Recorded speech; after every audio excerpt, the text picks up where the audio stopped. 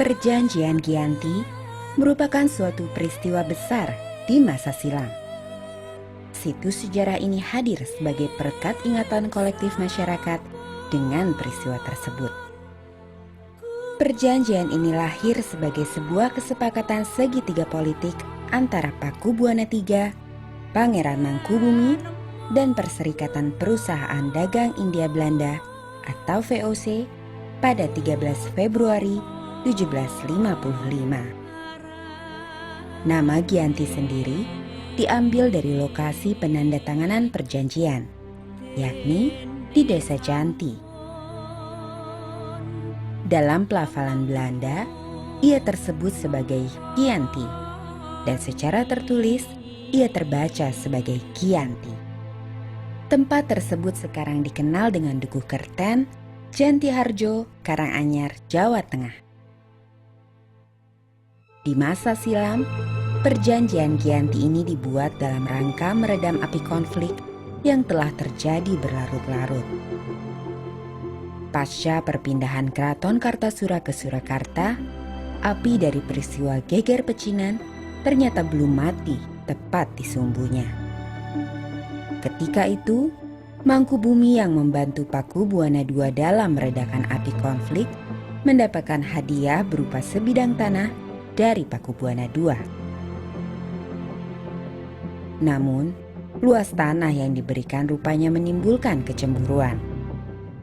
Salah seorang pangeran lalu mengeluhkan ketidakadilan terkait hadiah tersebut kepada Gubernur Jenderal Baron van Imhoff. Sang Gubernur Jenderal di Batavia itu pun lantas mengeluarkan keputusan yang membuat tanah tersebut tidak jadi dimiliki oleh Mangkubumi. Akhirnya dia minta izin pada kakaknya PP2. Daripada lungguh saya dikurang, lebih baik buanglah saja saya. Buanglah kemana sampai saya tidak bisa kembali lagi ke Jawa. Akhirnya diberi sangu 3.000 real. Ini untuk jatah makan anak buah. Silakan pergi. Malamnya pergi. Sejak itulah pecah perang Mangkubumi. Puluhan ribu prajurit kompeni prajurit Jawa tewas. Perlawanan ini mendorong Gubernur VOC untuk Jawa Utara, Nicholas Harting, mengambil sikap. Untuk menyelamatkan daerah operasionalnya, secara tertutup, Harting melakukan perundingan dengan Pangeran Mangkubumi. Setelah berkali-kali melakukan perundingan, Harting bersepakat dengan keinginan Pangeran Mangkubumi yang juga hendak menjadi penguasa di tanah Jawa. Pada 23 September 1754, nota kesepahaman antara VOC dan Mangkubumi terlaksana. Dan nota tersebut disampaikan kepada Pakubuwana III, sang pengganti Pakubuwana II. Nota tersebut menyatakan bahwa Pangeran Mangkubumi mendapatkan wilayahnya.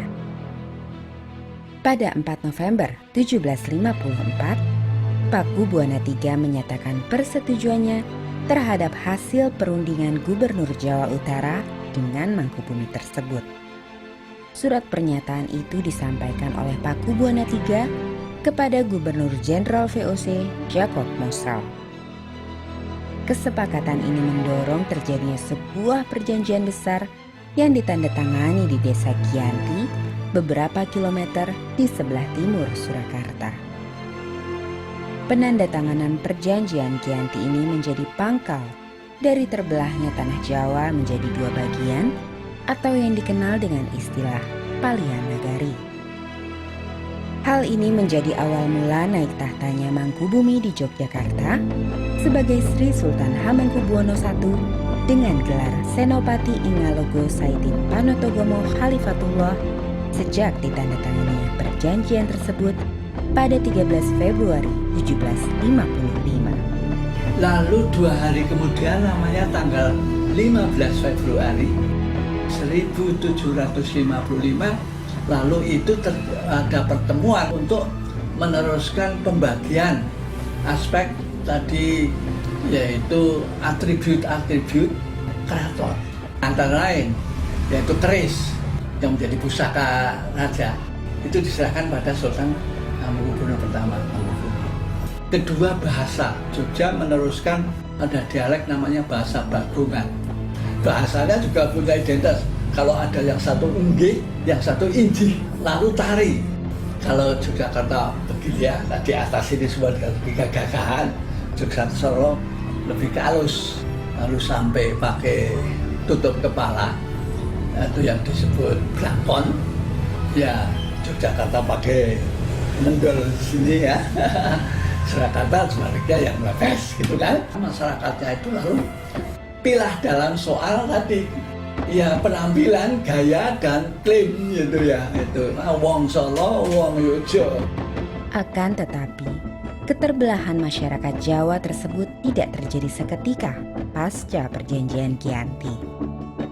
Kalau masalah bahasa itu sebenarnya karena lingkungan. Jadi karena pengaruh lingkungan, kebiasaan setiap hari. Perubahannya kita kan tidak tahu apakah zaman Hamengkubuwono I, apakah zaman Diponegoro, atau zaman sesudahnya, karena perjalanan waktu. Dan bahasa tidak bisa untuk berubah begitu cepat dalam kurun waktu 1, 2, 3 tahun. Mungkin sampai 30, sampai 50 tahun. Proses pembagian wilayah dan juga aspek-aspek lain seperti bahasa mengalami proses panjang yang berjalan seiring waktu. Jadi tidak disebutkan.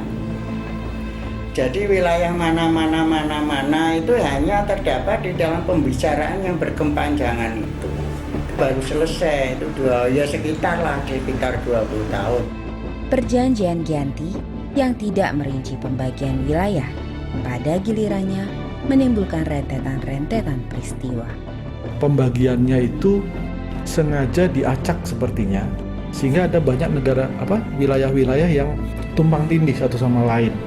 Ada beberapa wilayah Jogja di sekelilingnya wilayah Solo, ada wilayah Solo sekelilingnya wilayah Jogja, sehingga mengakibatkan kecenderungan untuk konflik di antara kedua kerajaan itu.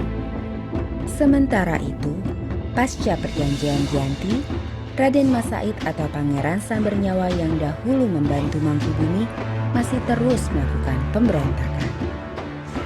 Seperti halnya Mangkubumi, Pangeran Sambernyawa yang juga merupakan Prapaku Buwana turut menuntut hak sebagai penguasa wilayah.